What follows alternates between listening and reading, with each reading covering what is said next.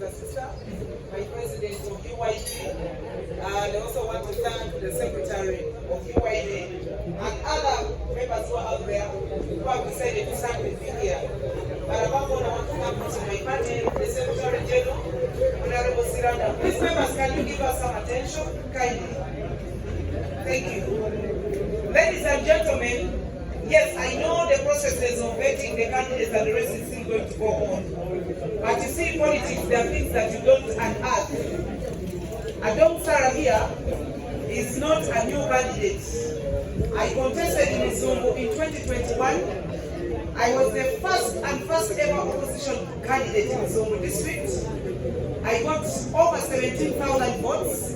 For the members of press who don't know, you can actually go and Google. I was the runner-up. Whatever happened. There was a lot of election irregularities in that election, and it was a scientific campaign. Very, very expensive, very expensive. You move into over 220 polling sessions in Zombo. It's not a walk in the park within 2.5 months. But a young girl of 33 years old only at that time was able to gain over 17,000 votes in a district, first of all bordering DRC. And for you who have always been covered in news, you know what it entails with border districts in Uganda. NRM always has a lot of interest. Therefore, for you to win or even perform extremely so good like the way I did, you needed, first of all, a very good backup from the party, but also as the candidate, you needed to be extremely so good. And I think I did that. My allegiance to the party, my discipline to the party is not questionable.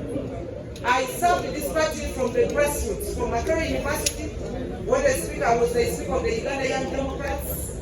When I see people like our party admin, Agrippa, yes, who are following my footsteps from Makere, I am happy. I see my sister Helen, who followed my footsteps from Tambo University, and her, I am so happy. It means that leadership, you have to do the young people right from the grassroots. So for that matter, for me, whether the vetting is coming or another candidate is coming is a question for another day. But what I can tell you, the people of Zombo have already sealed and stamped that I am the most probable best alternative candidate for the woman of parliament of Zombo district.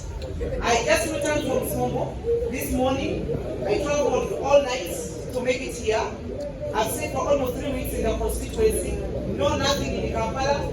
But I can assure you that we are promising a lot of hope and change for this week for Zombo. You have seen what has happened in the last election. If you've been following news, right now we have a petition in the NRM. And one of the districts being petitioned, Zombo is one of them. There's a lot of contentious issues between Honorable Esther Afoyo-Chan, the commissioner who you know very well worked with Honorable Mpuga.